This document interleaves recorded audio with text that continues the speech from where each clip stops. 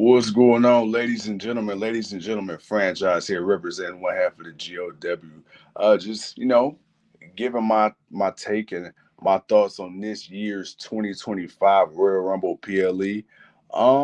We got quite a bit to get into. And I think we need to first start by stating the obvious. Shout out to the Royal Rumble winners. Men's Royal Rumble winner, that boy Yee, Mr. Main Event himself, Jey Uso, capturing his very first ever WWE Royal Rumble victory. And then, of course, we got the returning queen herself, woo, Charlotte Flair. She came back and won the Women's Royal Rumble. And then, of course, man, you got Cody Rhodes versus Kevin Owens. Hell of a match, man. Kevin Owens got busted up by that boy Cody Raheem Rhodes as Cody retained his WWE Championship. But we also got to talk about this tag team match, man. 2 out of 3 falls where we had DIY defending their WWE tag team gold against the Motor City Machine Guns. And then we got an unexpected heel turn from the Street Profits as DIY ended up retaining. So that was cool.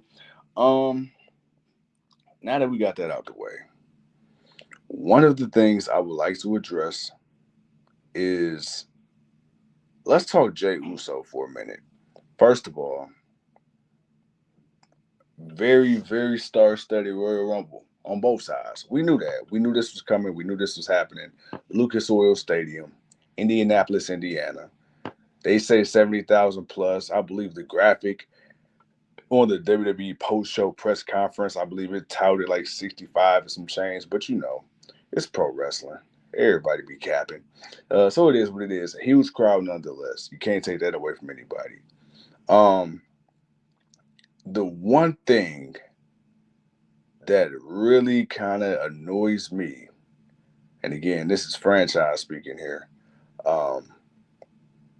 I hate the negativity that Jey Uso has received online following this victory. For the last 5 years, Jimmy, Jey, Roman, they have been carrying the WWE on their back with this whole bloodline story. Remember, it was them three originally. Then you move forward, you add Paul Heyman with Roman, or that might have happened first. I can't remember. It's been so long. Actually, yeah, Paul Heyman and Roman were already together. Excuse me. And then you had Jey because Jey was the right hand man because Jimmy was hurt. Yeah. And then of course moving forward you add the honorary Uso, Sami Zayn, and then now you got Bloodline 2.0 with Jacob and Tama and Tonga, and all that. So but this whole thing started with Roman, Jey, Jimmy. And for so long, even before it was announced that Cody Rhodes was coming back, nobody knew when, if, or how Jey Uso was going to find his way to a world championship. And I'm not talking about just competing for a world championship. I mean actually winning a world championship. There was times where before the Cody Rhodes finished my story even became a thing when Cody was still in AEW where people thought that maybe Jey would have been the one to take the title off of Roman. And so now you fast forward a couple years later, the Yeet thing really then took off in the last year and a half, 2 years, for real. And Jay's really coming into his own as a singles guy. He kind of, dabbled and dipped his toe back in the bloodline waters for a little bit right around Survivor Series, but we all understood what that was. We needed to tie up some loose ends, and for nostalgia purposes, it made sense. But Jay did lose to Gunther again. So I believe right now Jay is 0-2 against Gunther for the world title. But I don't understand how the fans are really turning on Jay right now. Like, y'all sit up here and complain that for years WWE was trying to force feed talent. For years, WWE was trying to force feed the face of the company. We went through it with Super Cena. We went through it with Roman Reigns before he became the OTC. And they trying to shove the big dog up everybody's ass and down our throats. Everybody bitched and complained. Then people got mad when Brock was off TV for a year and a half at a time. And then we couldn't even have the world title being defended. Then Roman did the same thing after a while. And then we had to get another title made because we didn't see Roman. But we understood what that was. And people really got the audacity to sit there and bitch and complain that Jey Uso's finally getting his moment. Are you serious? Are you serious? Everybody was just geeking a couple days ago. Everybody was up here throwing their hands in the air with Travis Scott and Quavo, and it's a good time, But now all of a sudden, because your favorites didn't win, you want to sit here and bash Jey Uso, who has done nothing but bust his ass the last few years. And now Triple H is finally rewarding him for it, and this is what we get. Let's talk Charlotte Flair. Charlotte Flair hasn't even been on TV really much at all in the last year and a half, 2 years, dealing with injuries and everything else.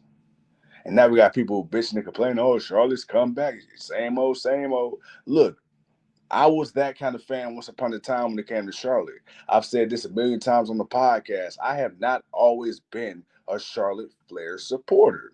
I've always respected her lineage.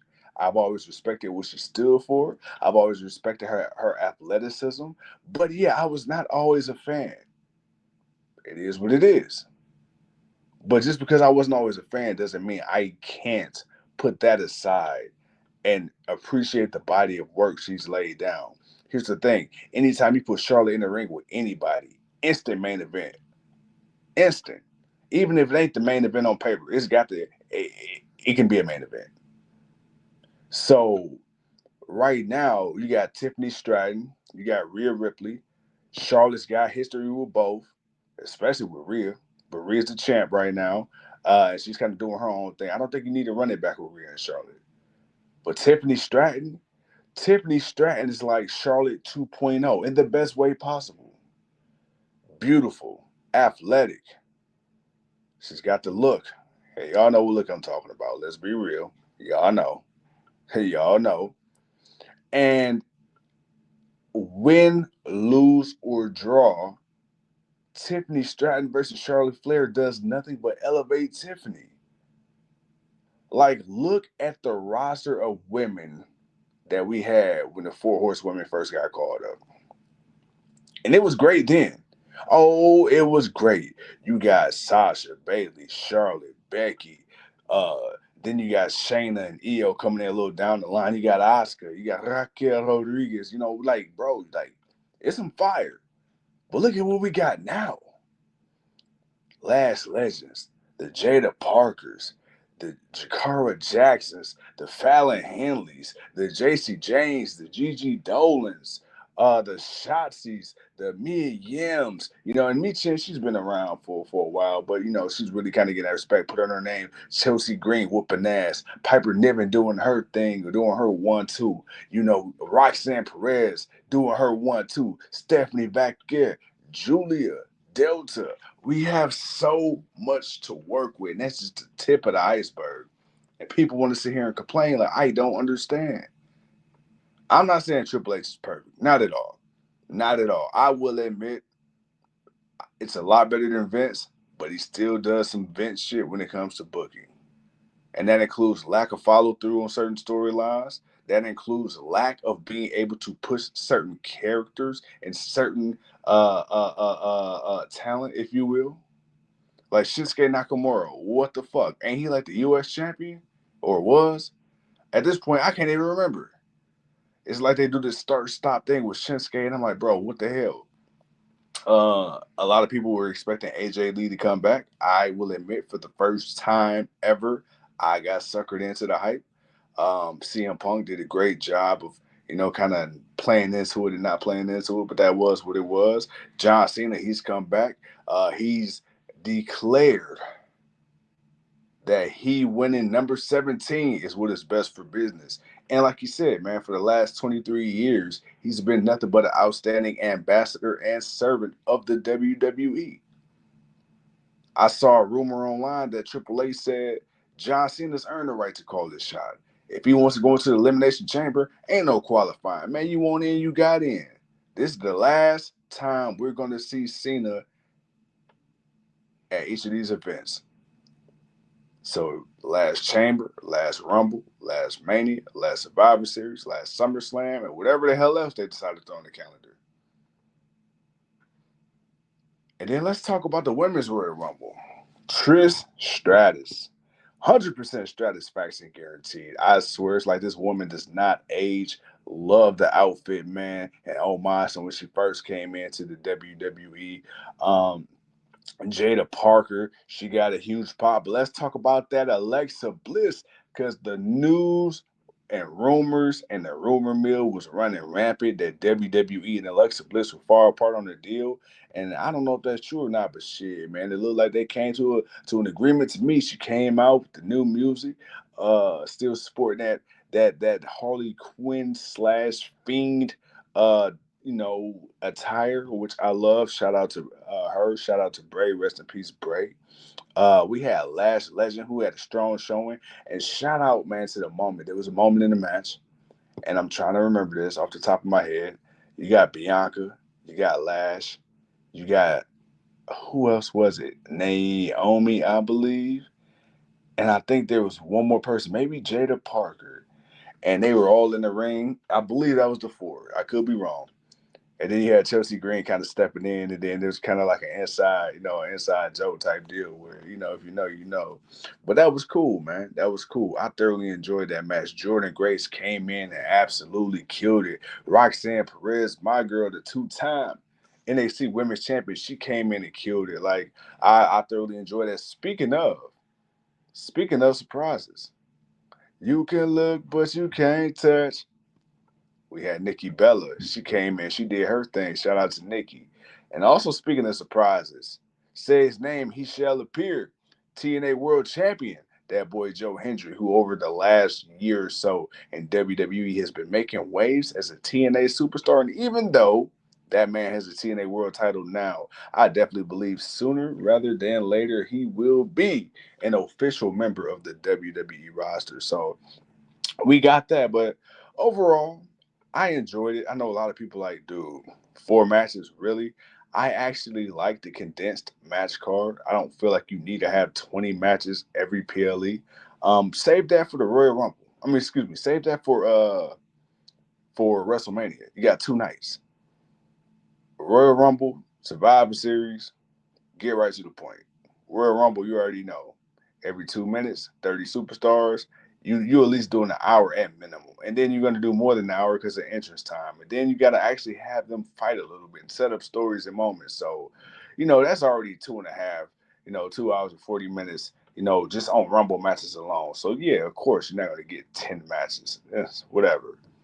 But I thoroughly enjoyed the Royal Rumble.